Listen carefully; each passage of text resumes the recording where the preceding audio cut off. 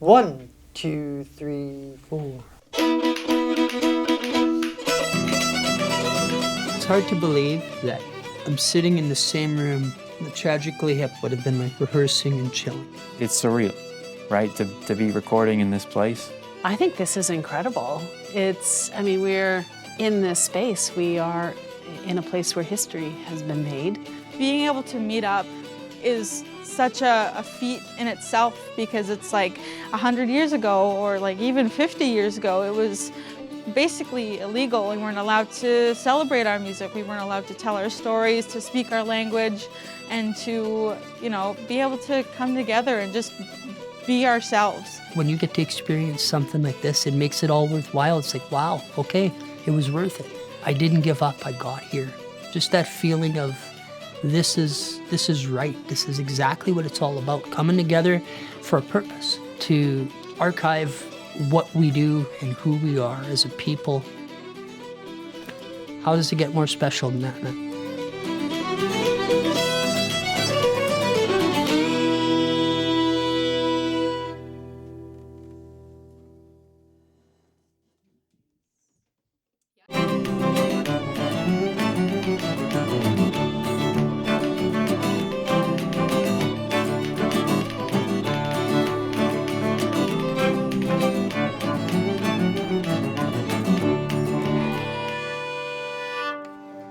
If you guys want, I can take the lead, and then if you have ideas, just, at any moment, Yeah, that sounds good. Third time's the charm with another good take? Yeah. Yeah, let's do it.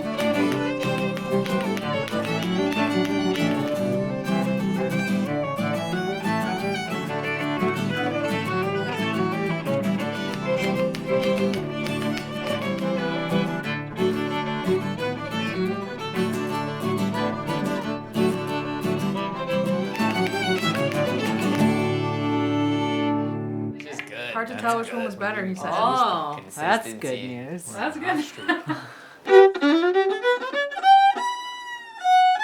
What makes a good fiddle? What makes the sound come out? Because they're all different. I can hear the same wood, the exact same wood, from the same tree, but the sound would be so different. Yeah. The fiddle came over to Canada during the fur trade, right? When we think of the fur trade, we think of the Hudson's Bay Company. We think of our people trading, furs for guns, knives, beads, blankets, pots and pans, all these things.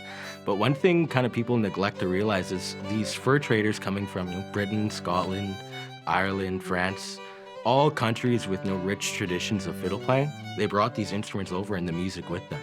And fiddles, we could trade for them as well. And that's how it really took off, right?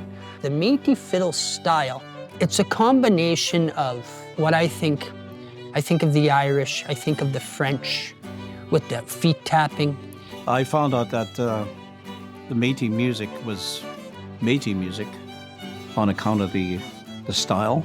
Métis fiddle music, there's extra beats, there's dropped beats, just because of how we learned it. A lot of other cultures, they had all of their things written down in books and things like that, but it was mostly kind of oral tradition, oral teaching, passed down from from fiddler to fiddler. Within the playing style, there's a softness to it, but also very rhythmic. It's like the soft rhythm. But what the Métis did was we established our own, what Alex likes to call the tick, it's straight feel. It's all close your eyes and feel that tune, get right into it.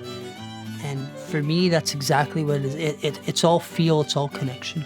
The notes, the melody are from other cultures, but what makes the Métis so special is the feel, the danceability, the beat of the music. In our early days especially, we were a very nomadic people, following the buffalo hunt, being voyageurs, traveling on the riverways and not seeing family or friends that often. The thing that kept us together was music and storytelling. And music and fiddle playing was just another form of storytelling for us to be able to say, this is who we are as a people. Like, no matter our differences of politics, of culture, of who we are, something that keeps us all grounded is this music, and I think that's what makes it so special. I started playing fiddle when I was 10 years old. I'm currently 21, so just over half of my life, I've been playing this instrument. My mom is from Manitoba, And I grew up going to the old time dances. She was playing every weekend, and I was one of those kids that I grew up around older people, but I also grew up sleeping behind the drum set. I grew up in a large Métis family. My grandparents had 20 children, and everybody played music. So when I was a kid, I was kind of an awkward kid. Rather than being outside playing with the rest of the kids, I wanted to be with the adults, and they would be playing music. My younger life was blessed with entertainment. It was common to hear the music, on weekends, and we had our kitchen parties. It really influenced my life later on. I always was drawn to the fiddle. My great-grandfather was a fiddle player, so my mom's grandpa and his father was a fiddle player, so there's a long line of fiddle players in my family, and for whatever reason, that instrument spoke to me.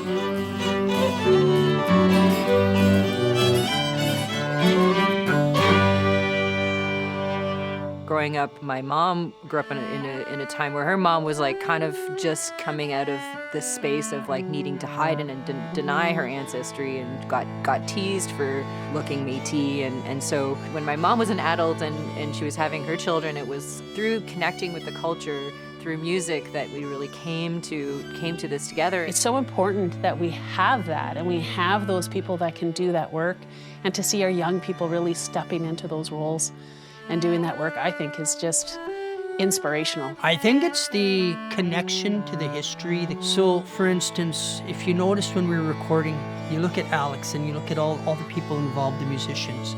As soon as that fiddle starts, our feet start tapping, our fingers start tapping. No matter what we're doing, we're on our phones, all of a sudden we hear it and we're like, oh yeah. That's the connection to the music. If I look at music as being of service, not what can I take, but what can I bring to, right? That's kind of how I have to live my life. For example, when we're out at Batoche, picking up the fiddles and really leading a whole group of young musicians and older musicians in sharing some of that traditional music and sharing some of the stories behind that traditional music and the work that they've done training with some of those amazing Métis fiddle masters like John Arcan. John Arcan is probably the most famous Métis fiddler out there. He is the master Métis fiddle. John, the master of the Métis fiddle. Just hearing him play, that was kind of my first exposure to Métis music.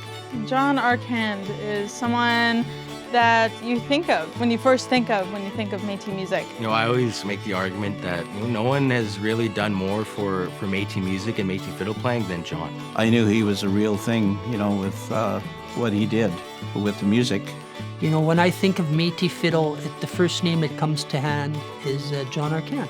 And it's always been that way. I always wanted to be a fiddle player, and I think I've done a pretty good job of it. Well, I was born right in the bush, in them days, log shacks. From there on, there was always fiddle music in different little houses, yeah. In them days, them people used crap, just absolutely whatever they could string up to play on. Yeah, but most of the time it was a fiddle with the neck cracked off, or there was room for two pegs with no head on it. Eh? Yeah, that's the one I got started with. And nowadays I make fiddles as good as you can buy anywhere. He started playing the fiddle when he was 5 years old. He just turned 81 this past summer, right? So for 76 years of his life, he's been continuing this tradition. So John Arcan's style is definitely unique. I'm so glad that it's preserved. There's so many tunes that he just knows in his head because he's been around for so long, and he knows all of these traditional tunes and knows how to get that feeling of tradition through our Métis music. Everything is pretty much self-taught, because most of them old people never had an idea of what the one note was or another. Most of them played out of tune. Most of them played one or two tunes. A lot of that music is gone, because gone with the people that used to play them tunes. But I was fortunate enough to learn from the old people, so I got what I could out of it anyway. Yeah, and I preserved it.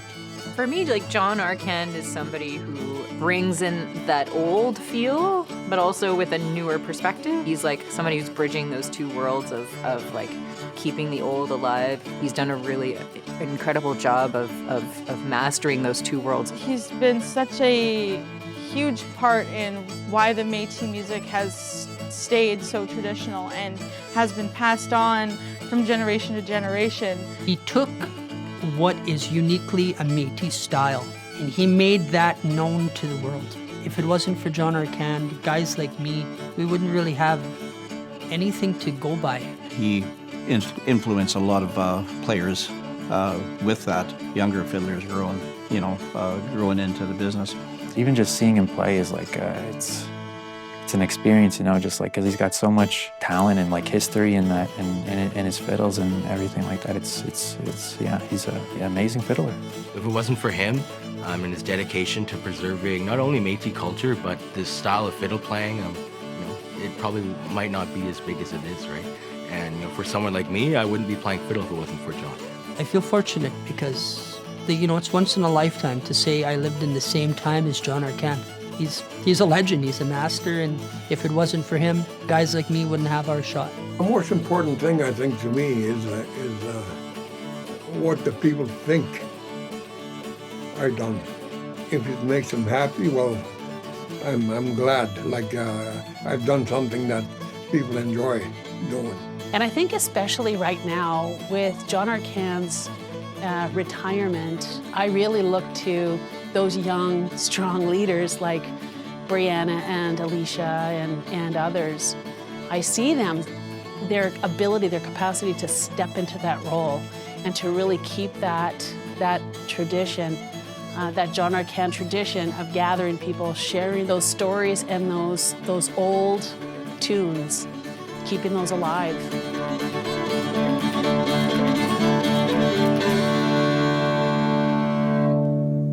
Yeah, that's a good sound, that's a good tone. I'm liking where we're at.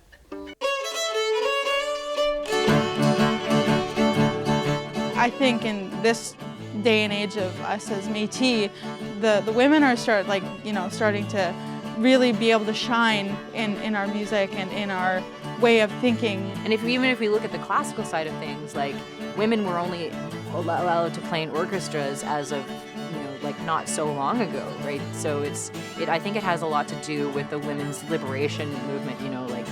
I'm more free than my mom's generation. It's just been a massive shift from within the Métis Nation, people talking about how strong our women are, to seeing women across the Métis Nation in really key leadership roles, from youth leaders to Métis governments at a provincial level to our national president. The women have always been important to our society and to our culture and protecting our history, especially through those dark days. So being able for us to tell our stories through our fiddle playing, through our speaking. It's a really beautiful moment, and I'm really grateful to be in this space of I get to reclaim my culture, but even as a woman on a feminine level, we're here and we're contributing something that is really meaningful. I think it's a wonderful tribute. We are in that space where we are very proudly demonstrating to the world the strength of our nation and the strength of our women as leaders within our nation.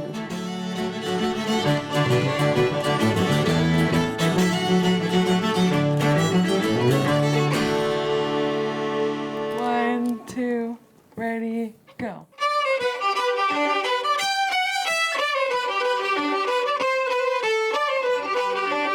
Well, this week has been a real blessing for me and experience for me, because I got to sit in with experienced players that have played in the music they're into for many years. Being able to meet up as Métis musicians and Métis people, and it's something that's so special about the Métis culture is we are so creative in how we carry ourselves in our daily lives. This weekend, with me being able to jam with some other great Métis musicians and getting to talk with all of the people behind the scenes, it's been so special. And that's what I feel like when I come here. It's an old house that has so many energies from so many different musicians, including Gord Downey. Honestly, it still hasn't hit me yet. It's a pretty surreal experience, to be at a place like this where, the most well-known Canadian band ever recorded all of their hits, right? And such an influential person like Gord Downey, and his commitment to Indigenous peoples and the issues that face our people. There's no place I'd rather be than here. Well, the spirit of this place is just so strong. I mean, we're in a historic place. I mean, the home of the hip, the Tragically hip. I mean, when I was a kid, I was talking with my cousin last night about, he says, I can't believe you're there. And, bump, bump, bump. So he's like, can you believe you're sitting where the Tragically hip recorded? So for me, that's huge. But then to add the element of I'm here with my people. This space has just so much beautiful creative energy in it. There's so much magic that's happened here in however many decades, where it's been as a recording studio, as a creative space where things can really thrive. So those energies last in a space. I feel like they're definitely like echoing, while that sound is there. It's in the wood, it's in the stone, it's in the foundation of this place. I feel like we're becoming like a little family here. My brother, who's on guitar, now has 3 sisters instead of 1. I have had a blast here. Just like, you really can't complain at all. Just playing music all day, Métis music especially, it's just been great. Working with these other musicians, it's fantastic. Really keeping that Métis tone to what we play. We're not sacrificing anything. We're playing how we play, because that's how it should be, right? I play fiddle, but I'm trying so hard to not play fiddle. I am playing music director. I'm trying to support them and make them sound, the best that they can, and to get them to have fun. And I'm really trying to not make it an Alex Kusterok record. I'm wanting them to have this experience, and I'm passing on things to them that players like Calvin and John have passed on to me. And then Alex, I mean, that kid for his age is just like, to me, he's a prodigy. He's got so much knowledge and so much, but yet he's like your little brother, your cousin. He has a way with keeping everything so smooth. It's been really so much love, so much respect, just so much kindness, so much just really, it's been a really chill week. Everybody is just so easygoing. It's brilliant. What an honor to be able to be here, and in particular to be able to be here with young Métis musicians that are carrying on that tradition of learning, playing, sharing our music, our culture. I think this is an extraordinary opportunity to share with the world a little bit more about who we are as Métis.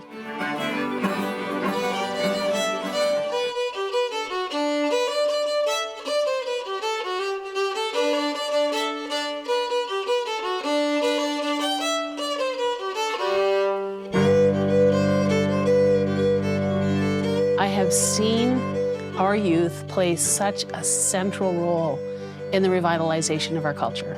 You need to go through life experiences to, develop your craft, to develop your music. This is one of them, to be in the Tragically hip space, and I pulled the plug on a new record for me because I'm so inspired by what he's doing. Yes, that's it. Okay, that's it. I like that. Hopefully a whole bunch of Métis people see this and say, hey, I can pick up the fiddle, I can pick up the guitar, I can pick up, the cello even.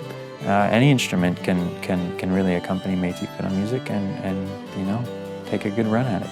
I think it's going to be really important to when the production happens for that to come out through that. We're doing this for community, and because I think in the end it's always for community, and also thinking about what's the legacy that we're leaving behind. So we're leaving behind this recording, but how can we contribute in a way that, who's going to take my place when I'm no longer here? That's what I'm always thinking about.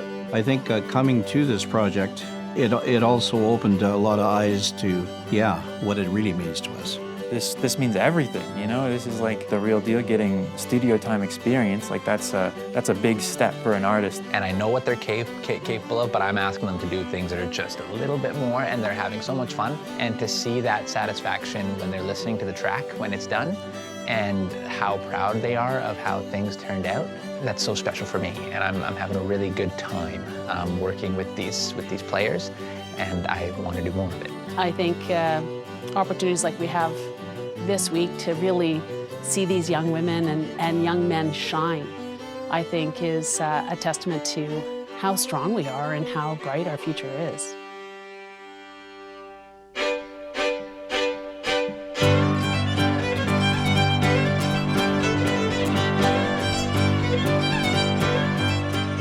One of the things that I'm hoping for in the future is to kind of develop an Indigenous fiddle music program that is not just for Métis kids, but it's for anybody who wants to pick up the fiddle, but through this Indigenous lens of activities. And it's just so neat to see in recent years Métis fiddle music being in spaces that they've never or never will be in again. Having that impact and that touch on society and in musical spaces is just such an honor, and I'm really grateful to have been part of it. Being here, traveling to Kingston, I've never been this far east for fiddle. I think about it in the future. I could say to my kids, hey, that was me. I was here, and I did all of this. And to record our music is something else, right? Like you said, it hasn't been done before. I'm really glad I came. When I first heard about the project, I didn't make no hesitation that I was going to ponder it. I just said, I'm going.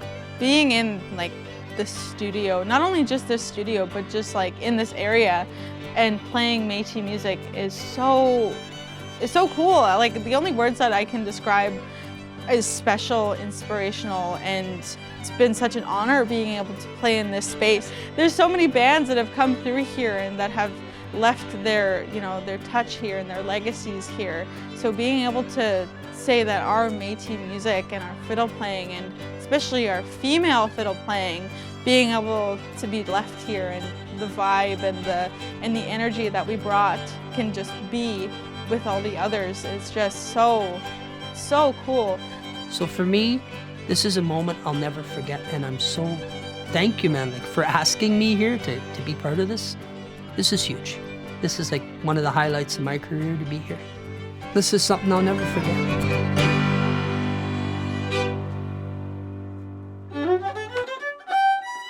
I had a most wonderful life and made a lot of people happy, and I can continue to do so in my quiet way.